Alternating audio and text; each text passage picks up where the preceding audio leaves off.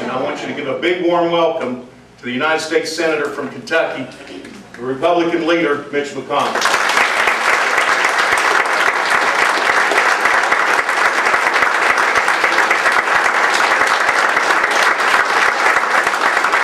Thank you very much, Tom. It's great to be back in London and to see all of you. And I thought a good place to start, since so many of you had bought this book that I didn't write, but was written by one of your local success stories, John David Dyke, who's an outstanding lawyer and columnist.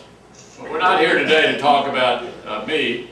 We're here to talk about you and your future and the most important issue confronting the country right now that's dominating the news, and that is health care. You have probably been watching as there are meetings going on all across the country, hearing from citizens about the plans of the administration with regard to health care. I don't know how much you've heard from the other side of this, although you're beginning to hear from them as the American people show up at town meetings and other meetings like this all across the country to express themselves. But I want to give you, my take on this. First, let me say two things complimentary about the present administration. I do think they're on the right track in Iraq and Afghanistan, and I support what they're doing there. On the domestic front, it's very hard for me to find an issue upon which I think we're headed in the right direction. Now, as you know, we have two government health care programs now. Medicaid for poor people and Medicare for older people. Those are government programs now. If you watch these programs at all, or these reports about them, neither one of them are sustainable now. Medicare is going to go broke in 7 years. My view is we ought to be fixing Medicare and Medicaid rather than raiding Medicare and Medicaid. Half of the money for this $1 trillion to pay for this program would come out of cuts to Medicare and Medicaid. There's nothing more important to everybody alive than health care. No matter what age you are, this is an issue you care about. It is 1/6 of our economy. It employs an enormous number of people. And the last thing we want to do is to destroy the quality over the issue of the uninsured. Now let's talk about the uninsured for a minute. 80% of Americans have health care insurance. 100% of Americans have health care.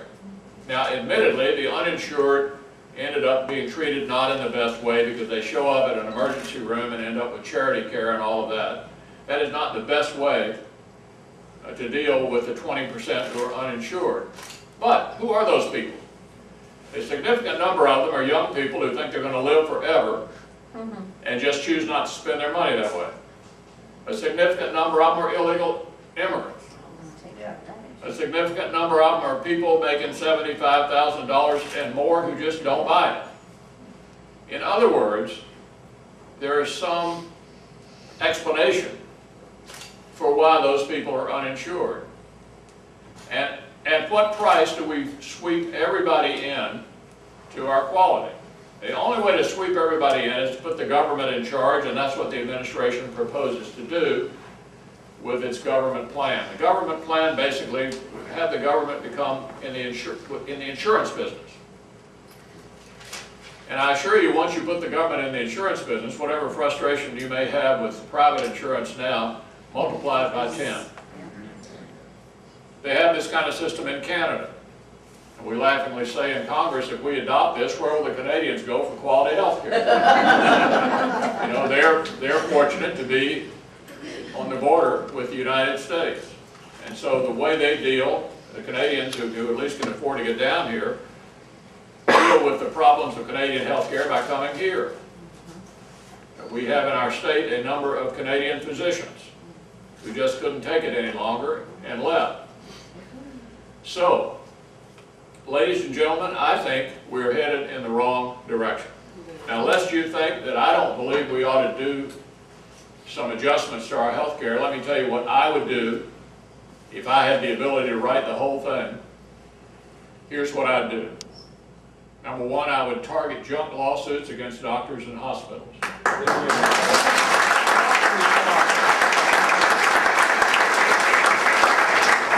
The practice of defensive medicine, which is going on in every hospital and with every doctor in America, costs us hundreds of billions of dollars a year.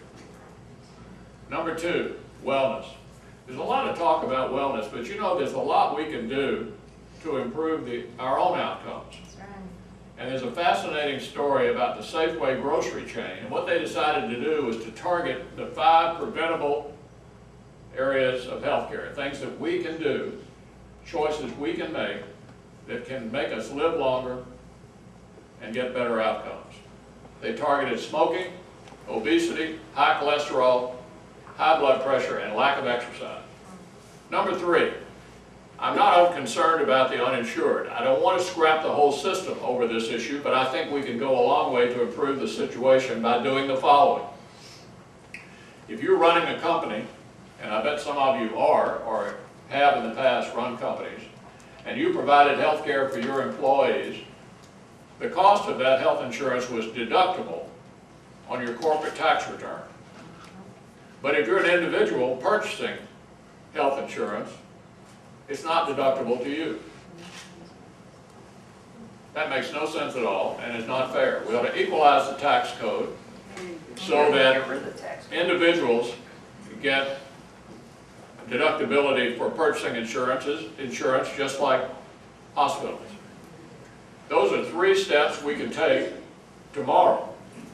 And I want to wrap this up in terms of my presentation. We've got a few more minutes, so I'll take a few questions.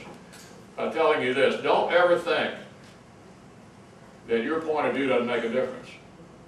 I mean, I run into people all the time say, you know, I sent you an email or I called you or something, you know, and I just wonder if anybody knows that. All of us represent the public, regardless of party. We hear from our constituents, and it does make a difference. And if the administration is stopped on this particular approach that they want to take to this important issue, it'll be because of the American people. Visit us online at londonhotwire.com.